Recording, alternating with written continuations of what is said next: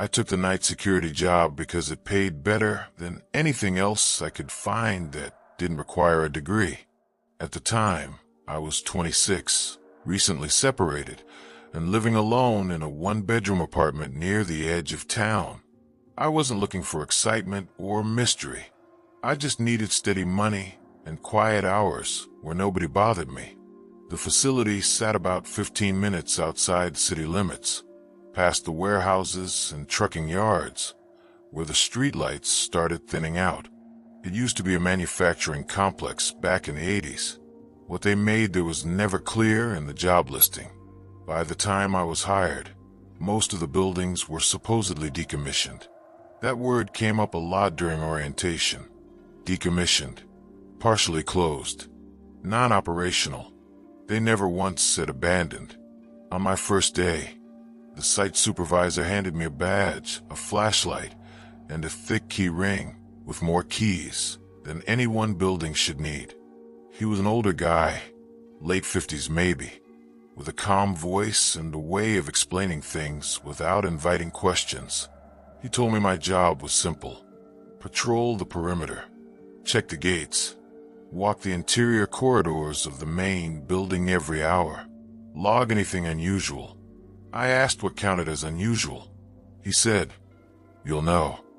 That was the first thing that bothered me, but not enough to turn down the job. The main structure was massive. Concrete walls, narrow windows set high, and long hallways that seemed to stretch farther than they should. Even during the day, it felt dim inside. At night, it felt disconnected from the outside world entirely, like stepping into a sealed environment where time didn't move the same way.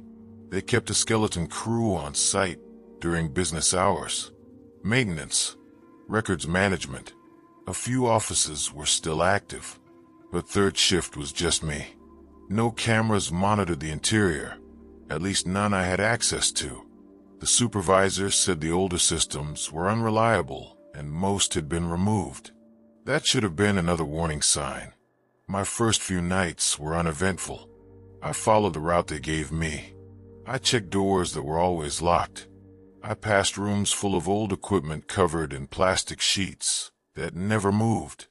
I listened to the building settle, which sounded like distant tapping or popping noises that echoed through the corridors.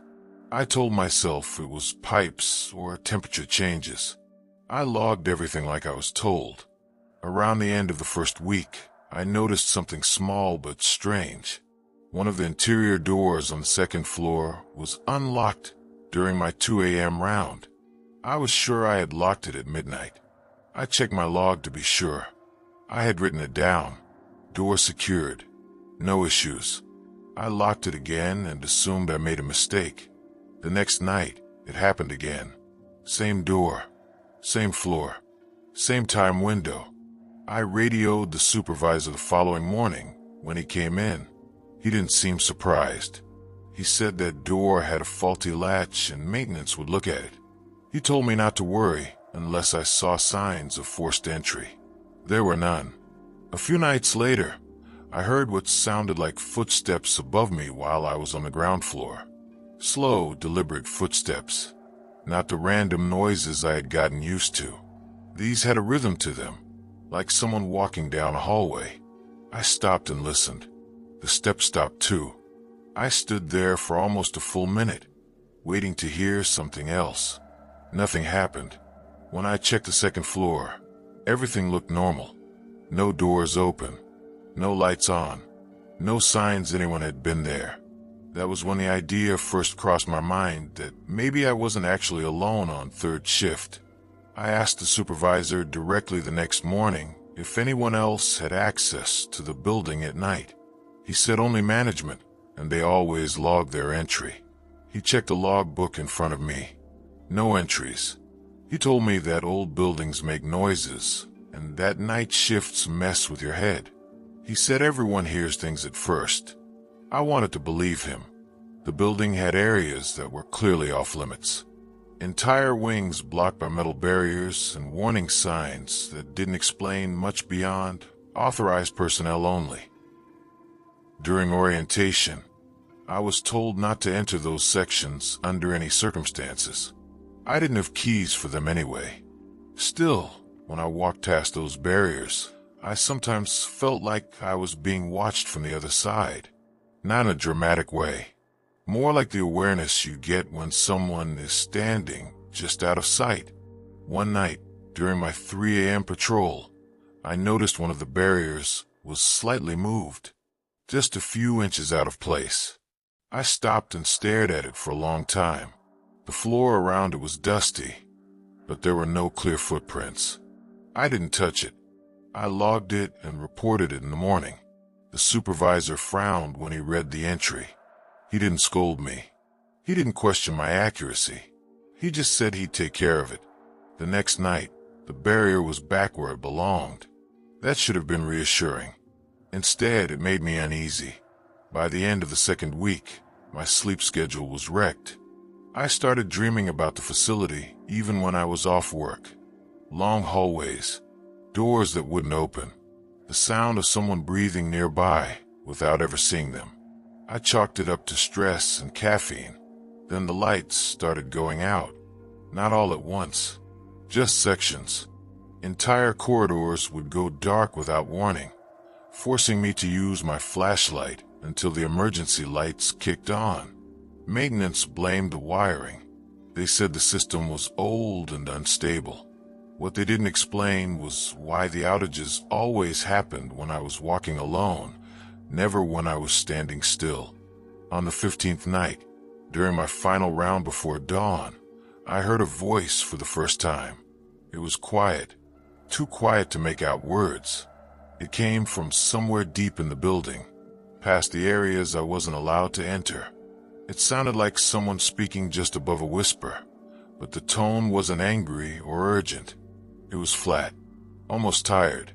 I froze where I stood.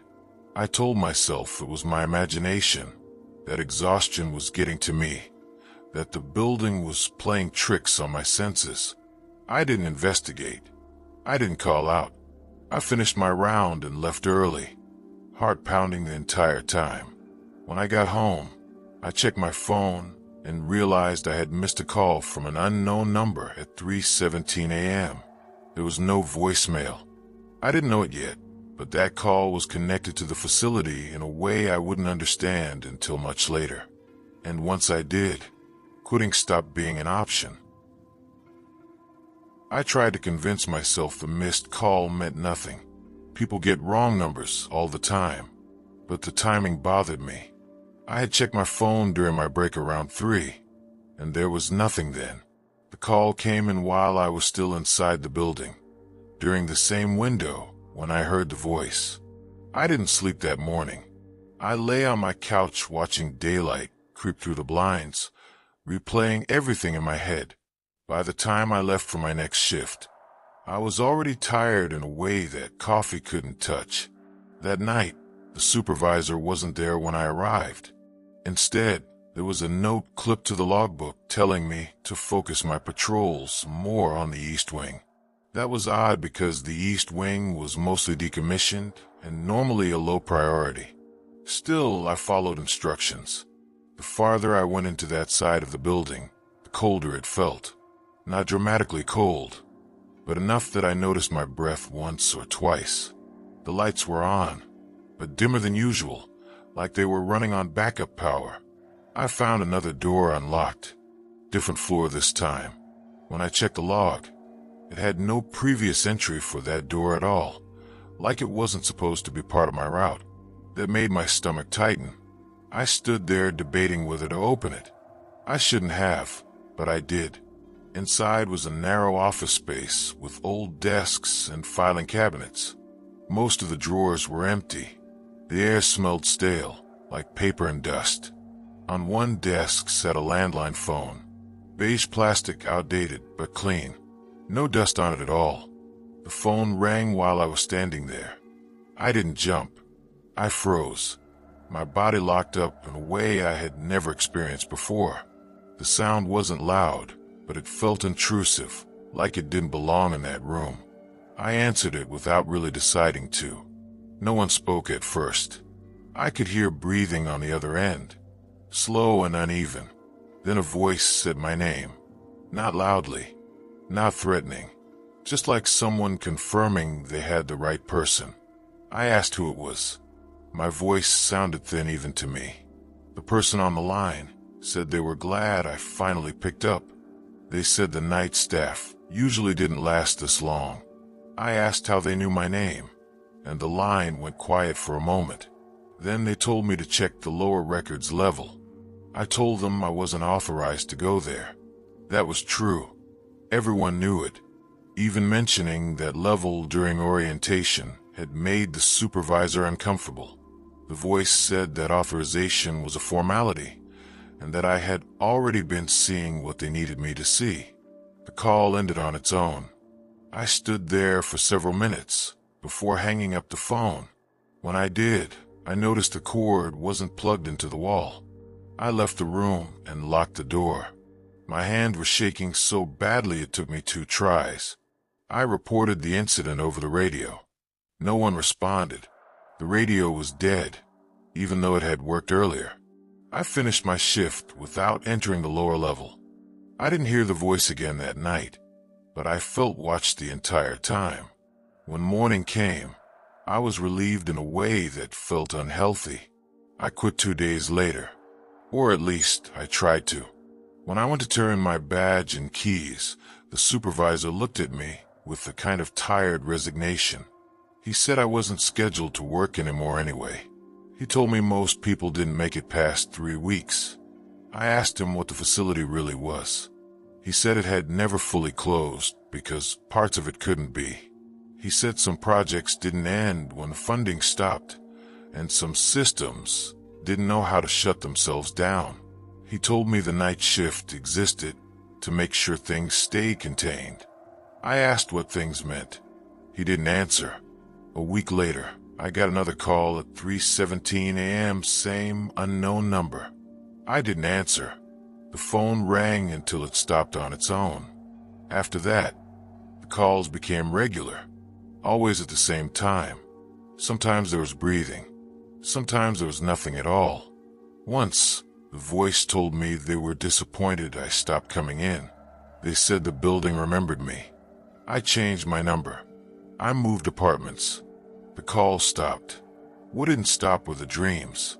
In them, I'm still walking those hallways, checking doors that won't stay locked.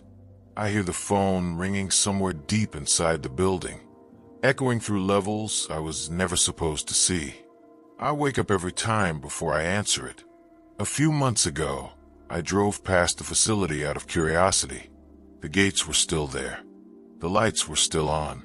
The sign out front said the property was inactive, but inactive isn't the same as closed.